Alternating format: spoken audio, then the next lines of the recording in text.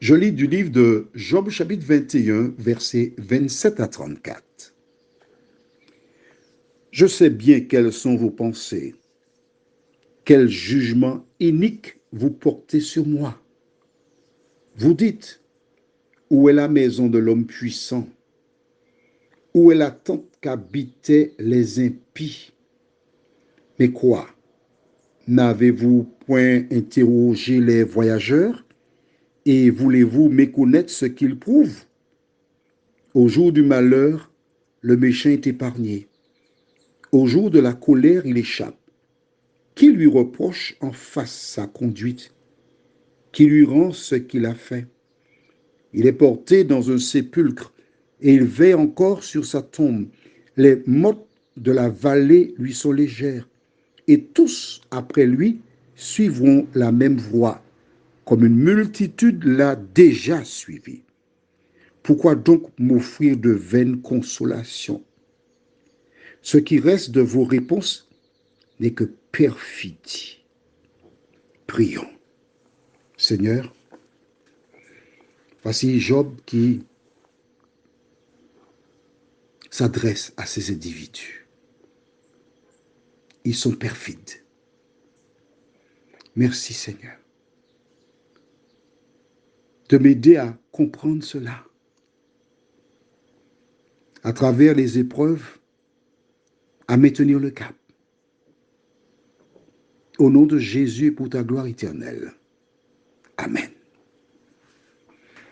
Voici Job qui prend la parole. Au début, ce sont ces hommes qui tiraient fort sur Job. Lorsque Job a fait sa déclaration, je sais que mon Rédempteur est vivant, il a trouvé une force. Il a trouvé une grande force.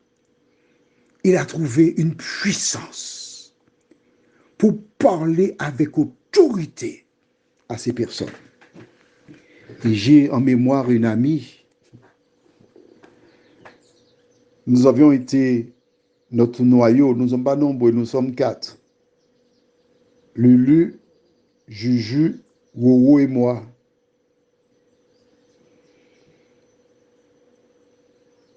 Les 4 mousquetaires de l'Éternel des armées. Et une amie était hospitalisée. Le samedi après-midi, nous avons été la voir et là, Wowo lui a parlé des amis de Job. Dans la même semaine, un membre de sa famille lâcha une bombe atomique. Et quand le samedi d'après, nous sommes retournés la voir, j'ai béni Dieu qui, le samedi d'avant, par le biais de Roro, lui avait déjà indiqué qu'il existe des amis de Job. Toi qui m'écoutes en ce matin, sache qu'il y a des personnes qui, lorsque tu rencontreras des difficultés, des soucis, des problèmes, viendront pour te, entre guillemets, consoler. Mais ils sont perfides. C'est ce que dit Job. Ces personnes physiquement sont là. Verbalement, elle dit, Job, on est venu pour te consoler. Mais que dit-il dès le départ? Je connais vos pensées. Vous avez des jugements iniques. Vous dites, où est la maison de l'homme puissant? Mais où est la tente qu'habitaient les impies? Un double langage. Et je bénis Dieu pour la Bible. Parce que lorsque je la lis, et je t'invite à la lire chaque année, même si tu ne comprends pas quelque chose, note ce que tu ne comprends pas, mais continue, continue. Au fil des années, Dieu t'éclairera. Je lis la Bible chaque année depuis plus de 15, 20, 25 ans, chaque année. Et c'est pourquoi je suis en mesure de te restituer les vérités bibliques. Tout ce que je te dis là, je ne prends pas ça dans aucun autre livre que la Bible. Je ne lis aucun autre Bible, aucun autre ouvrage que la Bible sur le thème du salut. Je reconnais que des hommes écrivent, des hommes, des femmes sur Dieu. C'est bien. Mais je ne me laisse pas détourner de la source, parce que c'est véritablement la source qui les alimente et qui a le pouvoir de m'alimenter aussi.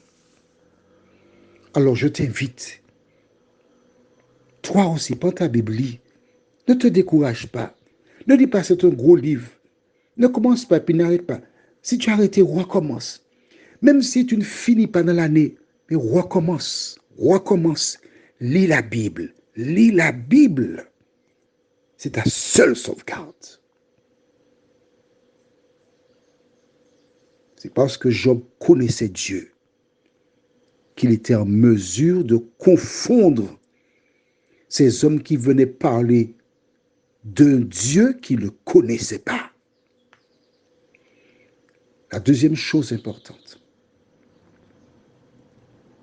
afin de ne pas pécher, lorsqu'une personne passe par un moment difficile, tout ce que tu as à faire, c'est lui donner la main, puis lui serrer la main et lui dire, je suis de tout cœur avec toi, je prie pour toi. C'est tout ce qu'il y a à dire. Ne reste pas là sans rien dire, non.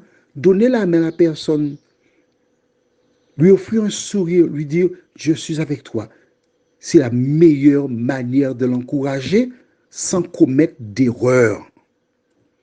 Car en voulant aider, tu peux tenir des propos qui risquent de blesser ou provoquer des larmes. Il suffit simplement de serrer la main et lui dire, je pense à toi dans mes prières. Voilà comment on peut aider les gens.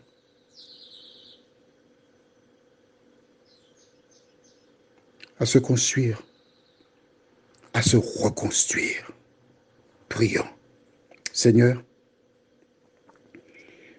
ces hommes, les amis de Job, avaient un langage double.